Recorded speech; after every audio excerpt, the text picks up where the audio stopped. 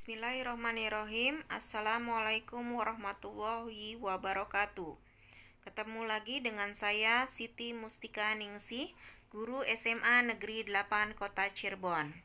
Pada kesempatan kali ini, saya ingin menyampaikan media ajar terkait struktur dan fungsi jaringan hewan bahasan kelas 11 MIPA. Jaringan hewan yang akan saya bahas kali ini terkait jaringan otot dan jaringan saraf. Jaringan otot tersusun dari sel-sel otot yang berperan sebagai alat gerak aktif. Gerak terjadi karena adanya mekanisme konsentrasi dari serat kontraktil.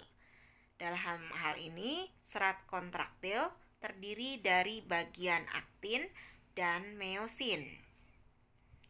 Serabut otot atau sel otot memiliki komponen sarkolema dan sarkoplasma. Nah, adapun jenisnya, jaringan otot itu tersusun dari otot polos, otot jantung, dan otot rangka. Adapun perbedaan antara otot lurik, otot polos, dan otot jantung di sini berdasarkan sel.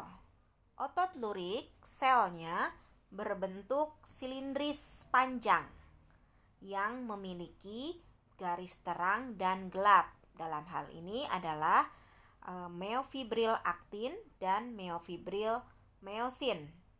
Myofibril myosin garis gelap, myofibril aktin garis terang.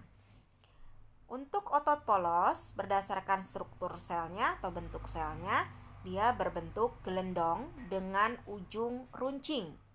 Dan myofibrilnya hanya tersusun aktin saja atau terang.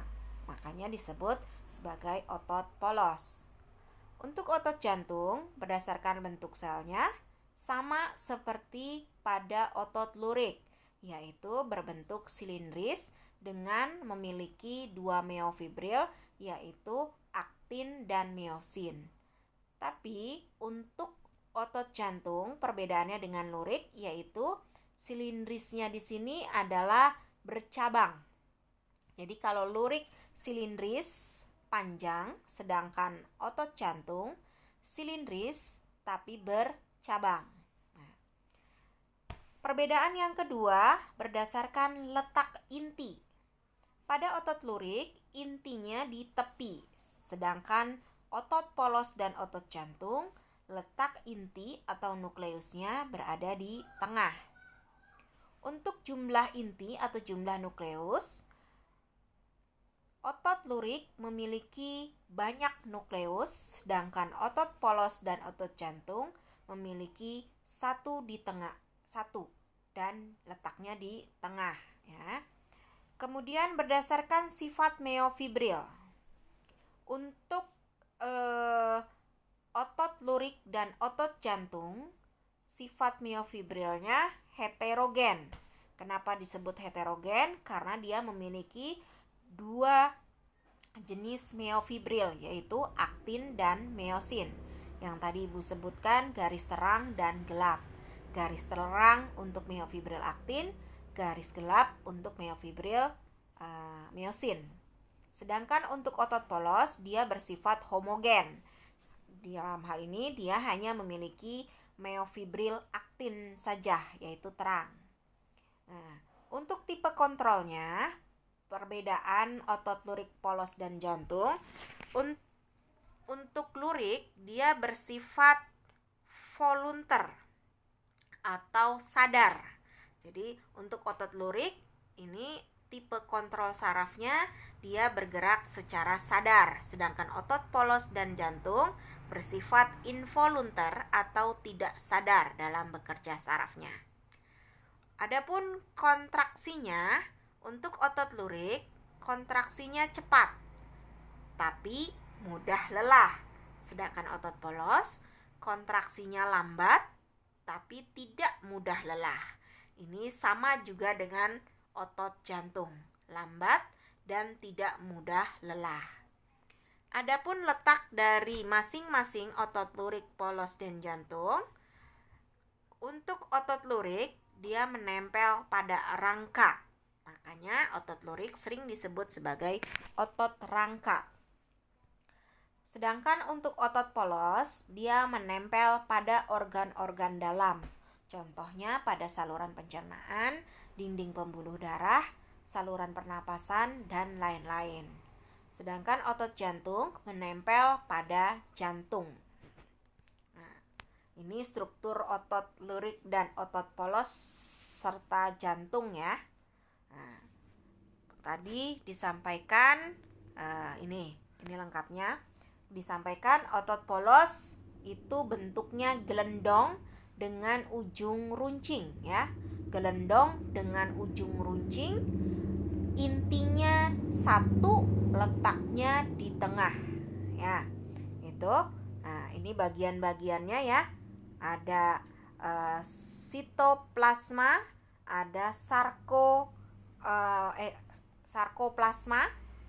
Nah, kemudian untuk otot lurik ini strukturnya ada dia strukturnya silindris ya, atau batang dengan intinya banyak di tepi ya. Kalau tadi polos itu intinya satu di tengah, di sini kalau pada otot lurik intinya banyak di tepi dan dia memiliki myofibril aktin dan myosin, garis terang dan gelap. Nah, sedangkan di otot polos dia hanya memiliki satu jenis myofibril yaitu aktin. Makanya disebut otot polos. Nah, berikutnya ada otot jantung. Ini strukturnya sama seperti otot lurik ya, yang tadi Ibu sudah jelaskan di tabel. Dia strukturnya seperti otot lurik, silindris, tapi bercabang dengan intinya satu dan di tengah ya. Nih. Berikutnya jaringan saraf. Nah, jaringan saraf berperan mengirimkan sinyal-sinyal ke seluruh tubuh ya. Jadi jaringan saraf ini berperan mengirimkan sinyal-sinyal atau impuls-impuls ke seluruh tubuh. Jaringan saraf ini tersusun dari sel-sel saraf yang disebut neuron.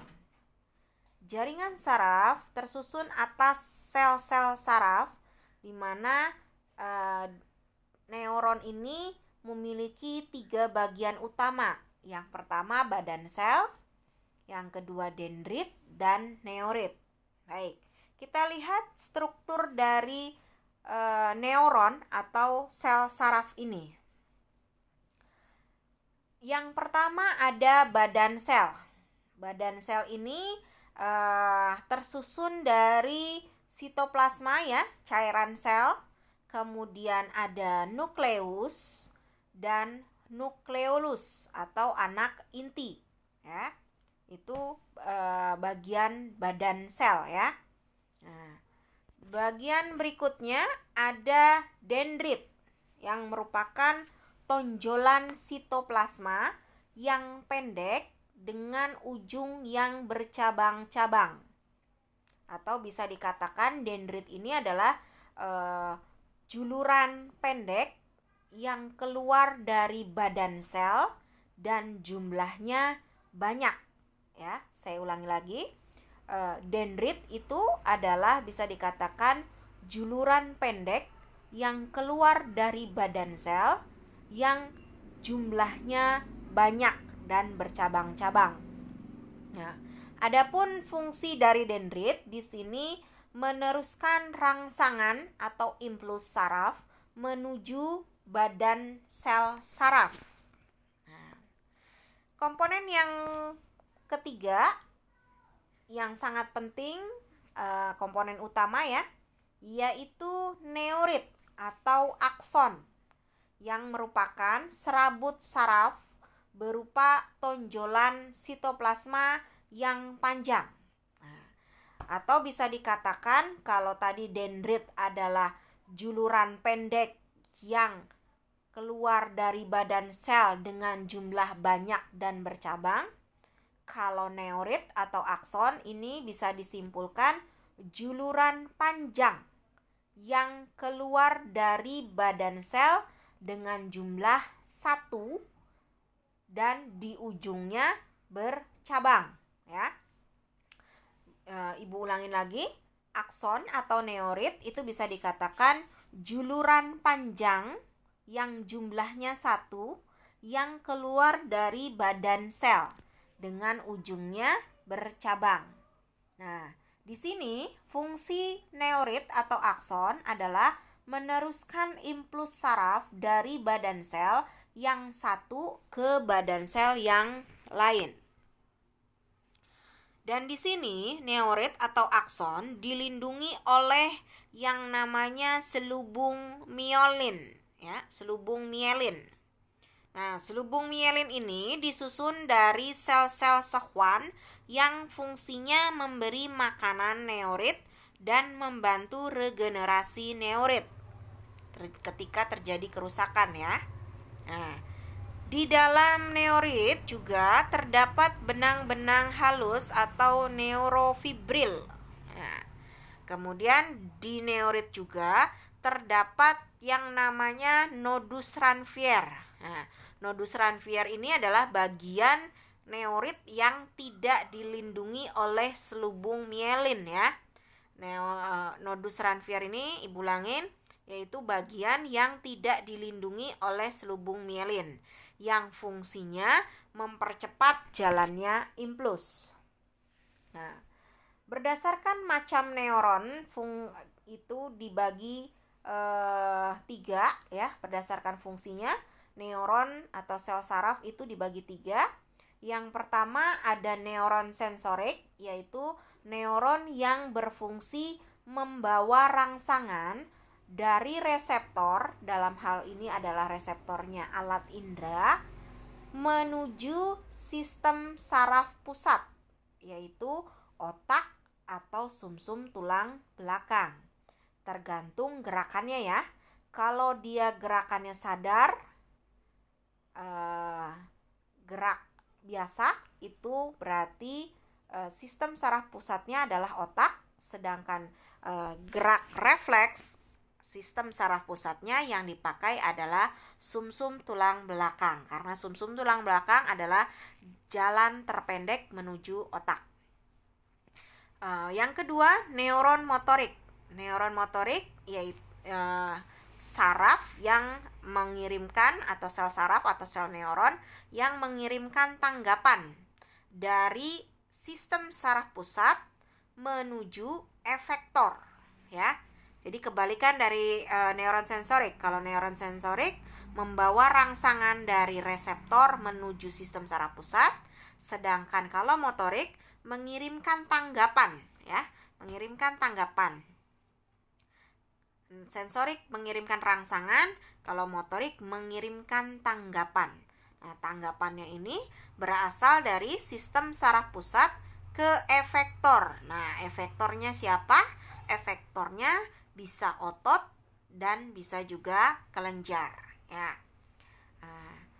Dalam hal ini contohnya yaitu ketika kita mencium bau sesuatu, misalkan bau durian, ya.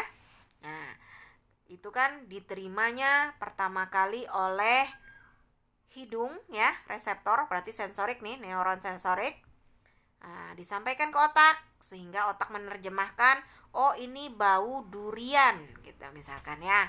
Nah, ditindaklanjuti oleh neuron motorik, yaitu dengan, kalau kita suka dengan bau durian, kita akan mencari di mana letak durian itu, dan akhirnya ketika kita sudah melihat durian, air liur kita akan keluar, ya.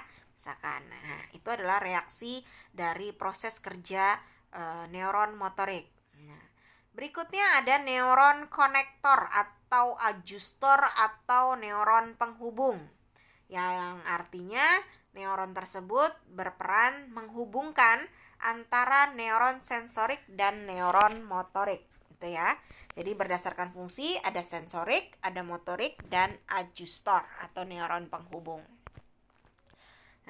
ini perjalanannya ya. Sensorik, neuron sensorik, kemudian dihubungkan dengan neuron adjustor, kemudian disampaikan dengan neuron motorik. Dalam hal ini adalah otot ya. Nah, berikutnya